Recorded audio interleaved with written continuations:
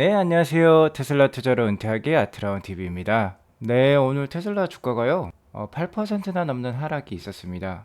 어제 상승한 것을 다 되돌렸어요. 자, 이것에 대해서 오늘 좀 알아보겠고요. 자, 이렇게 힘든 시장 웃고 넘길 수 있어야만 합니다. 피터 린치에 대해서 알아보면서 한번 웃고 넘길 수 있는 시간 마련해 보도록 하겠고요. 자, 5월 아트라운 테슬라 장투일기 업데이트를 해드리겠습니다. 예약 매수가도 알려드리겠고요. 오는 11일 CPI 발표가 있습니다. 이것에 대해서도 알아보겠고, 사이버트럭, 그리고 기가 베를린 부지, 그리고 일론 친구들이 트위터 인수 자금을 댄다고요. 이것에 대해서 집중적으로 알아보도록 하겠습니다. 네, 먼저 3대 지수 현황 알아보고 가도록 하겠습니다. 자, 나스닥이 거의 5% 가까이 빠지면서 다시 한번 12,300까지 내려왔습니다. 자, S&P 500도 3.56%나 빠져서 4,146까지 내려왔는데요.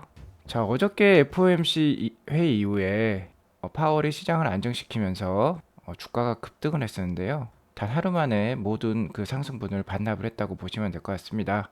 이러한 상황은요, 이렇게 요약해 볼 수 있을 것 같아요. 자, 연준의 영향력이 생각보다 약해졌다. 연준의 영향력보다 시장의 인플레이션 우려가 상대적으로 더 높았다라고 볼 수 있을 것 같습니다.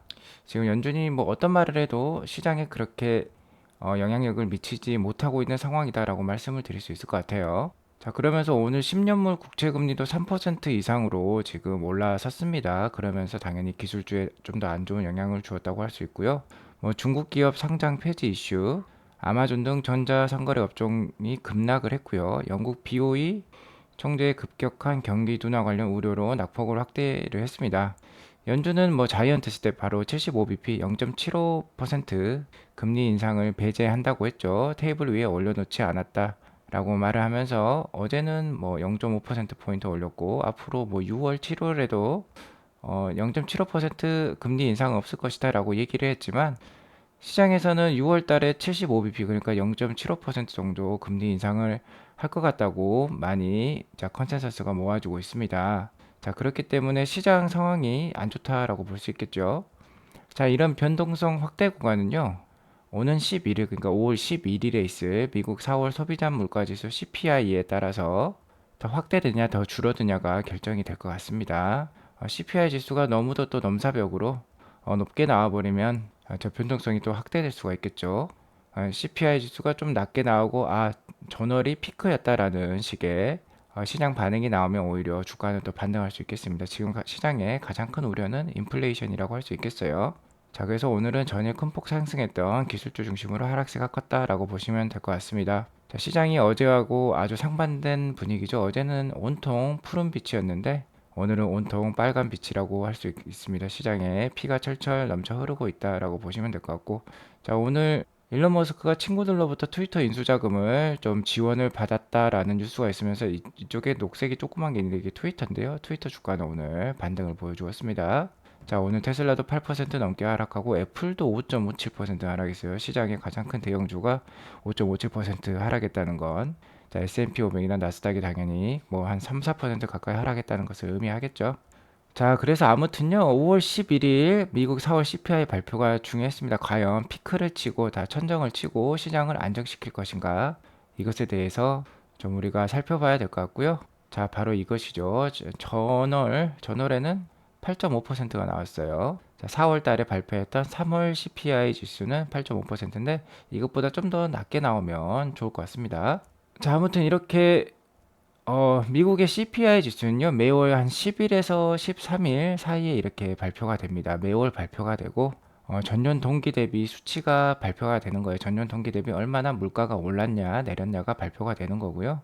최근에는 8.5%, 자, 1년 전에는 5% 정도였는데 계속 쭉 올라가고 있어요. 자, 천정을 모르고 올라가고 있다. 바로 이게, 연준의, 파월 의장의 발언이 시장에 크게 영향을 못 미치는 이유다라고 볼 수 있을 것 같습니다. 자, 이것을 그래프로 살펴보면 최근에 얼마나 물가 상승이 높은지 잘 알 수 있죠. 과연 이번 달에 발표될 4월 CPI 지수가 전월 대비 좀 낮게 나오거나 전월과 비슷하게 나오거나 하면 좀 더 시장이 안정된 흐름이 될 것 같은데 그렇게 나올지 한번 지켜봐야 될 것 같고요. 뭐 최근 50년간의 CPI 지수를 보더라도 지금 상당히 높다. 지금 이 부분이죠. 이렇게 상당히 높다는 걸 알 수 있죠. 뭐 최근 한 30년으로 따져봐도 가장 높은 수준입니다.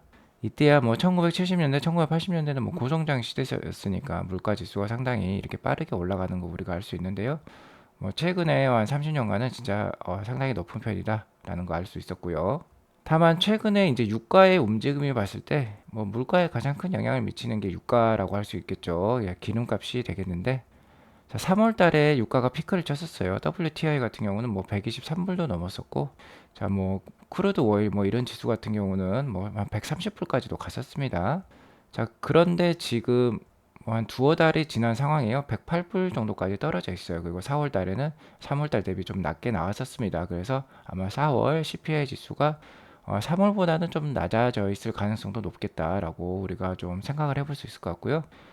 미국 중고차 가격도 2개월 연속 하락을 했어요. 중고차 가격이 상당 부지 오르면서 물가 지수에 큰 영향을 미쳤었는데 최근 2개월 연속 하락한 걸로 그렇게 드러났습니다. 그래서 한번 또 5월 11일에 발표된 CPI 지수도 우리가 좀 기대를 해봐도 좋겠다 한번 조심스럽게 그렇게 말씀을 드리겠고요. 자, 금일 나스닥 일봉 차트를 보면 어저께 좋은 장대 양봉이 나와서 앞으로 좋은 흐름이 될 것 같다. 3일 연속 양봉이 나와서 앞으로 좋은 흐름이 될 것 같다는데 정말 시장은 한 치 앞도 예상할 수 없다는 거 다시 한번 저희에게 일깨워주는 하루였다라고 보시면 될 것 같고 오늘 장대 음봉이 나오면서 자, 한 12,000, 막 183까지도 떨어졌어요. 다행히 12,300 정도에서 지금 마감을 했는데요. 기술적 지표상으로는 그래도 단기적으로 반등을 해야 되는 그런 모습을 보일 수 있을 것 같은데요. 어쨌든 하락 추세에 있는 것은 맞습니다. 그래서 계속해서 보수적인 투자 이어나가셨으면 좋을 것 같고 테슬라 역시 마찬가지입니다. 테슬라 일봉 차트를 보시면 어저께 상승분을 다 반납을 했고요. 어제 상승분보다 더 큰 음봉이 나왔다는 건 안 좋은 조짐인 것이죠. 어쨌든 900불 이하에서는 제가 싸다고 했고요. 지금 201선이 위치해 있는 게 909불입니다. 그래서 909불 이하도 좀 싸겠다라고 말씀을 드릴 수 있을 것 같고 900불 이하에서 750불 사이는 좋은 가격대니까 좀 더 뭐 1년, 2년 길게 봤을 때는 아주 좋은 가격대라고 볼 수 있으니까 잘 모아 가시면 좋겠다라고 계속해서 말씀을 드리도록 하겠습니다. 그런 의미에서 저는 오늘도 주식을 추가했다라고 말씀을 드릴 수 있을 것 같아요. 자, 월가의 전설이죠. 피터 린치 잘 알고 계실 거라고 믿습니다. 자, 피터 린치의 투자 뭐 철학이어야 될까요? 그것을 한마디로 정리를 하자면 힘든 시장을 웃고 넘길 수 있어야 심루타를 칠 수 있다라는 겁니다. 10배거 그러니까 10배 정도 먹을 수 있다라는 거죠. 피터 린치는요, 성장주를 굉장히 좋아했어요. 1년에 한 20에서 25% 이상 그 정도 성장하는 주식들을 상당히 좋아했다라고 보시면 될 것 같고요. 생각해보면 테슬라 역시 1년에 50에서 뭐 많게는 80% 정도 성장을 하고 있으니까 피터 린치가 뭐 좋아할 만한 그런 성장주라고도 할 수 있겠습니다. 자, 피터 린치의 투자 철학에 따르면요. 시장에 최대한 장기간 머물러 있어야 된다. 그러니까 장기 투자를 할 줄 알아야지 큰 수익을 거둘 수 있다는 것을 저희가 알 수 있었습니다. 자, 피터 린치가 월가의 전설로 남을 수 있었던 게 바로 마젤란 펀드를 운영해서였기 때문인데요. 마젤란 펀드를 1977년부터 1990년까지 한 13년간 운영하면서 연평균 수익률이 29.2%에 달았어요.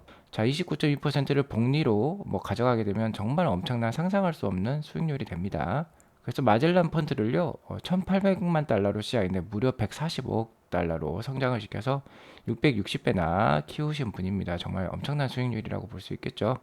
하지만 이 기간 동안 그러니까 즉 660배나 오르는 기간 동안 마젤란 펀드 가입자의 과반 이상 그러니까 50% 이상이 오히려 돈을 잃었다고 합니다. 뭐 660배나 올랐는데 돈을 잃기도 쉽지 않을 건데 대다수가 돈을 잃었다는 거예요. 자, 그 이유가 뭐냐?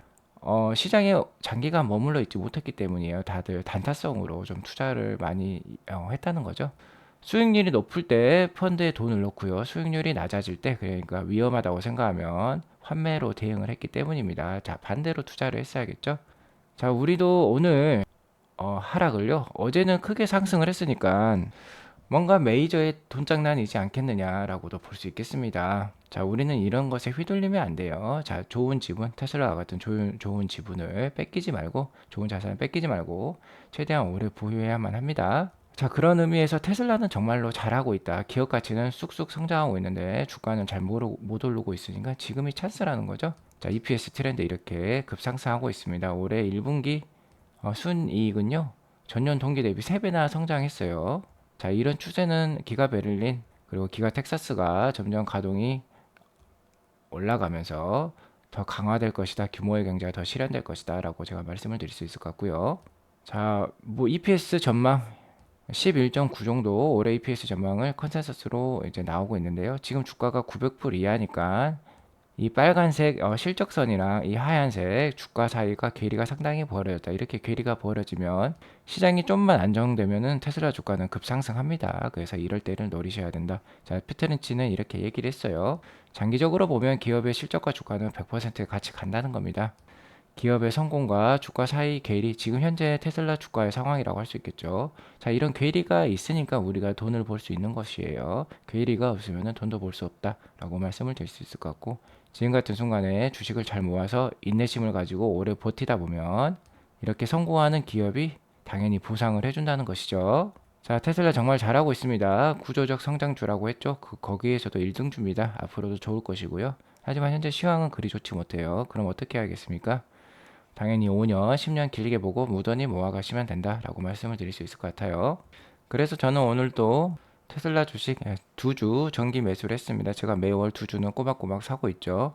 자, 873불 정도의 한 주를 샀고요. 860 한 2.5불에 또 한 주를 샀습니다. 그래서 오늘 자 5월 5일장이었죠. 그래서 2주를 샀다라고 볼 수 있을 것 같고, 지금 뭐 나스닥 차트로 보나 시황으로 보나 5월 달은 또 한번 변동성이 크게 달할 것 같아요. 뭐 10% 올랐다 8% 내렸다, 자 뭐 그러고 있으니까요.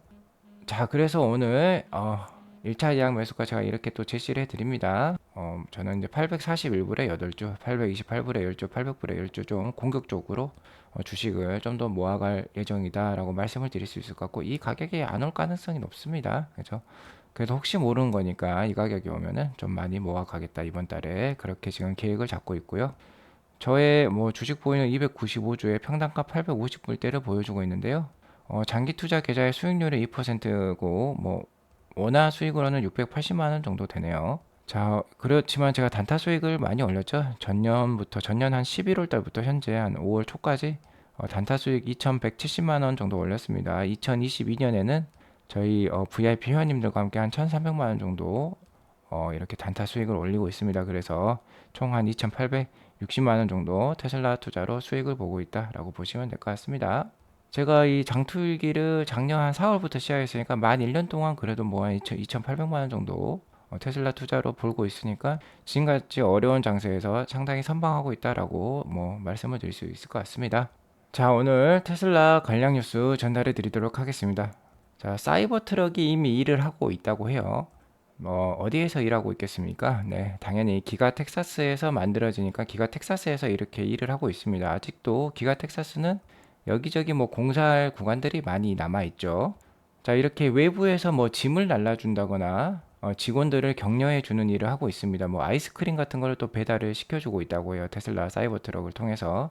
자, 사이버 트럭은 현재 뭐 완성품이 나온 건 아니죠. 당연히 프로토타입이라고 할 수 있습니다. 하지만 이 프로토타입을 썩혀 놓을 수 없겠죠. 그래서 계속해서 이렇게 활용하고 있다는 걸 제가 알려드리겠고요.